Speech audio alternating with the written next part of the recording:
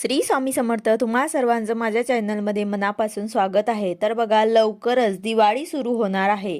सर्वांची शॉपिंग किंवा घरातली साफसफाई जी आहे ते आपण दिवाळीच्या आधी करतो.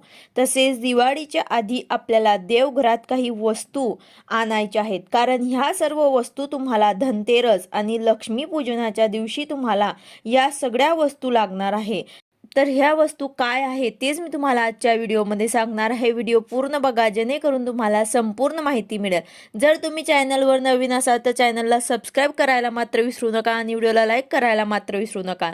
तर बघा, यामधनं मी काही वस्तू सांगणार आहे. यामधनं तुमच्याकडे जर एकही वस्तू नसेल तर तुम्ही आवर्जून या वस्तू आणा, किंवा मग तुमच्याकडे काही वस्तू असतील तर ज्या नाही असतील त्या तुम्हाला आणायच्या आहे. तर बघा, यातली सगळ्यात आधी महत्त्वाची गोष्ट म्हणजेच आपल्याला लक्ष्मीपूजनाच्या दिवशी आपण लक्ष्मी आणि कुबेर यांची एकत्रित आपण पूजा करत असतो. म्हणजेच सगळ्यात आधी तुम्हाला काय घ्यायचे आहे, तर अर्थात तुम्हाला सगळ्यात आधी श्रीयंत्र घ्यायचं आहे. श्रीयंत्र ज्यांनी कोणी आतापर्यंत घेतलं नसेल त्यांनी आवर्जून या दिवाळीला तुम्हाला श्रीयंत्र घ्यायचं आहे. घरात श्रीयंत्र असणं हे खूप महत्त्वाचं आहे. श्रीयंत्र हे माता लक्ष्मीचं आसन आहे. आता जिथे श्रीयंत्र असते तिथे माता लक्ष्मी वास करते. तर तुम्हाला आवर्जून श्रीयंत्र घ्यायचं आहे. दुसरं आहे कुबेरयंत्र. कुबेरयंत्र सुद्धा महत्त्वाचं आहे.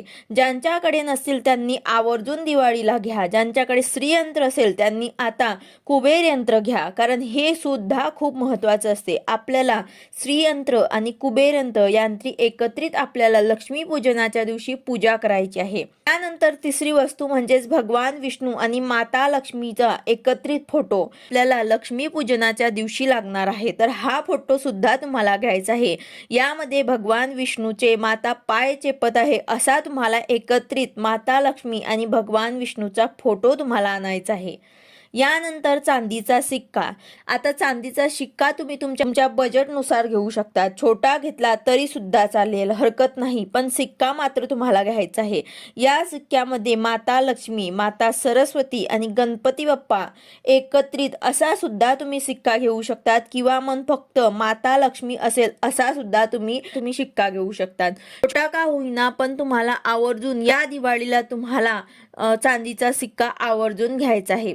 नंतर शिरई किंवा केरसुनी. केरसुनीची आपण लक्ष्मीपूजनाच्या दिवशी पूजन करतो.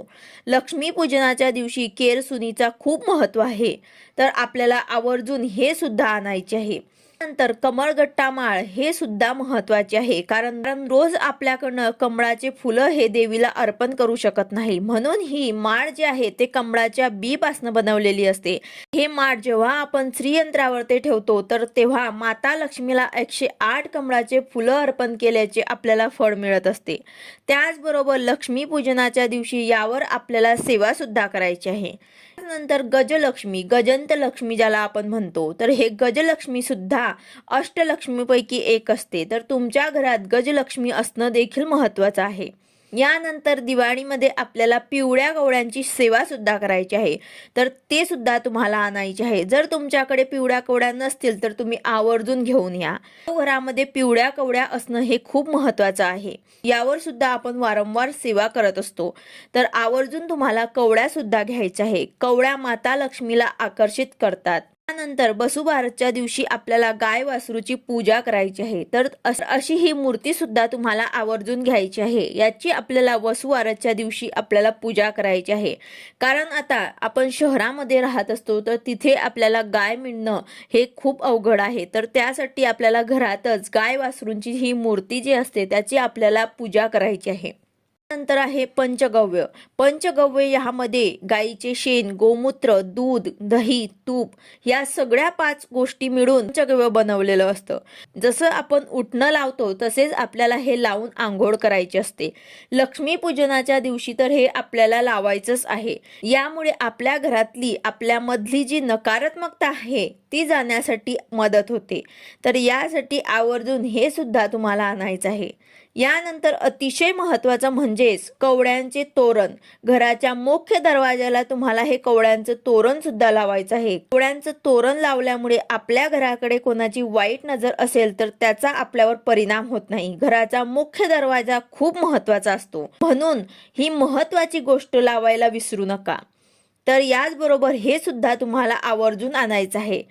तर ह्या सर्व वस्तू तुम्हाला आवर्जून घ्यायच्या आहे. तर यामधनं तुमच्याकडे काही वस्तू असतील तर अतिशय उत्तम, पण ज्या वस्तू राहिलेल्या आहेत त्या तुम्हाला आवर्जून घ्यायच्या आहे.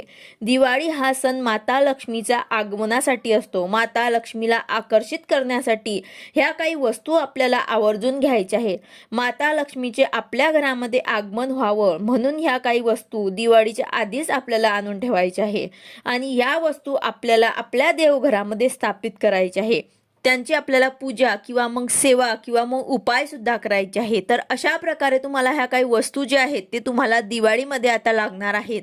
तर तुम्ही आवर्जून अगोदरच दिवाळीच्या अगोदरच आणून ठेवा, जेणेकरून आपल्याला वेळेवर ते पूजा करता येईल, सेवा करता येईल आणि तसेच उपाय सुद्धा आपल्याला करता येतील.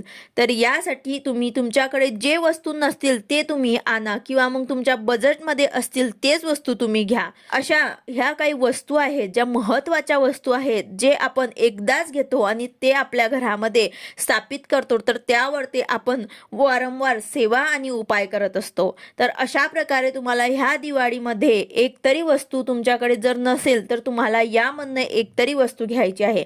आता बघा, यामधनं काही वस्तू ज्या आहेत ते अगदी 10-20 किंवा 30-40 रुपयांपर्यंतच आहे. फक्त 2-4 वस्तू अशा आहेत ज्या महाग असतील, तर तुम्हाला आवर्जून यामधनं एक जरी वस्तू तुम्ही घेतली तरी सुद्धा चालेल. व्हिडिओ आवडला असेल तर लाईक करा, शेअर करा, सबस्क्राईब करा. भेटूया अशाच नवीन व्हिडिओ सोबत. श्री स्वामी समर्थ.